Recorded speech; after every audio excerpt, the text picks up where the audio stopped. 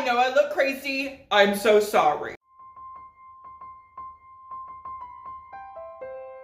Hello, loves. My name is Wendy Weather. I am the history drag queen, and welcome back to a new space. It might be echoey in here. I do apologize.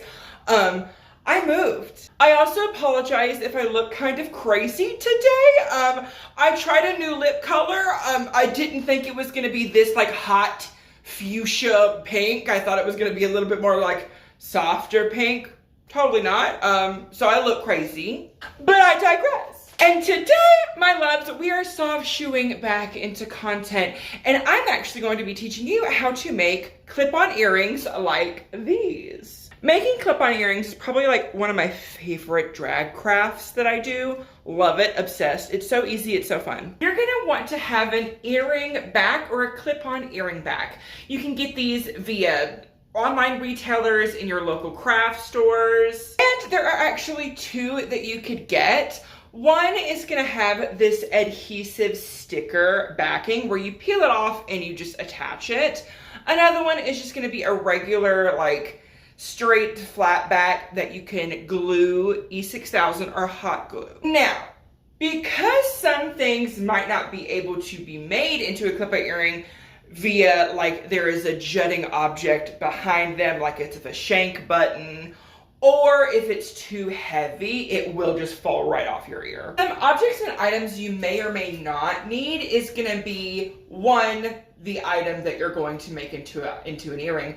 Two is going to be some type of adhering modem, be it E6000, the back on like sticker adhesive, or some type of hot glue situation. Next is something you may or may not need. You're going to need a sandpaper, Dremel tool, or file of some sort. And lastly, you're probably gonna wanna do this on like a very wide, flat surface in a well-ventilated area. So probably like a plastic board that you can like take outside with you or something, so that, you know, you're not adhering any noxious fumes, filings or shavings getting all over your house.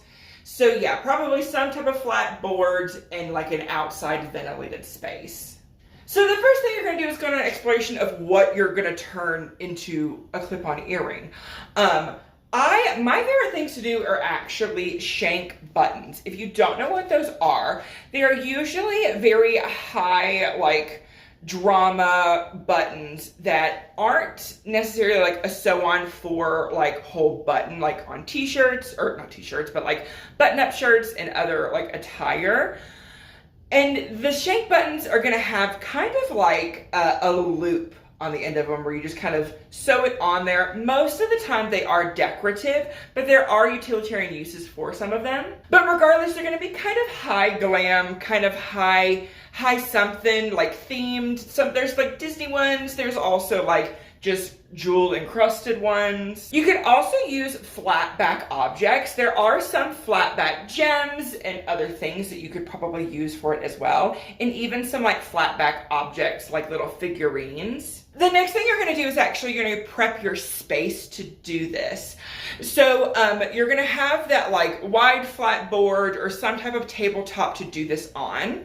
And you're probably gonna wanna do it outside in a garage or maybe in like a well-ventilated area. Probably don't do this in like your bedroom or like somewhere, because it's gonna be kind of crazy.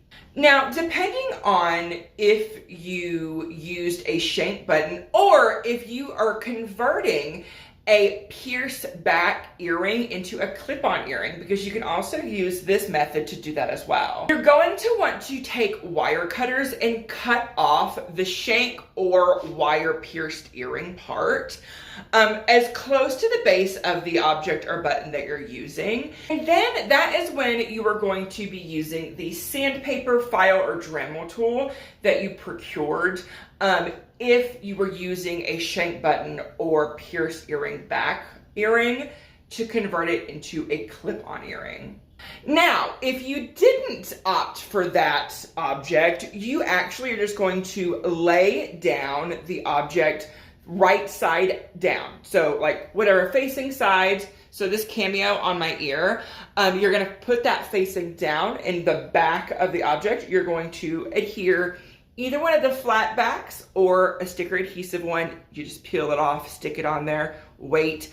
Or if you want some more like good adhesion, put a dollop of E6000 or hot glue on that little earring back and place it right on there, preferably closed, because sometimes the weight of it being open can actually make it kind of fall over to the side or not. So you're gonna wanna have that closed a little bit, but kind of maybe probably put a piece of paper in between the closure and the flat back, or even a piece of plastic.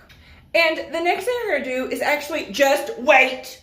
We're just waiting, preferably 24 hours, so that adhesion and glue can really, you know, bond to the object. And this is why I said use it in a ventilated area. Depending if you opted for the industrial adhesive solution, like an E6000 or like a Gem-Tac situation, you're gonna wanna have that sit out in a ventilated space, because the noxious fumes of that is not great for humans to be breathing in. And then after that, you were done. You finished, yay! And you have some Gorgina earrings, hopefully. And that actually is the video for today, my loves. Just a short little crafting how-to video, because I did move and I am currently in the process of unpacking my space and kind of rebuilding the studio in my new home. And if you guys want to see a little bit of the process of that, I may or may not be putting out a vlog and or video of me doing that really soon. So hopefully you guys enjoy that. In the meantime, I have been so appreciative of all the love and support you guys have been giving me, and like, hey, take a break. It's totally fine. We will be here when you come back. We just love your content and your history videos. Thank you guys so much. And my history videos do take a lot of time to actually make, because there's hours of research and hours of scripting that goes into each one of those.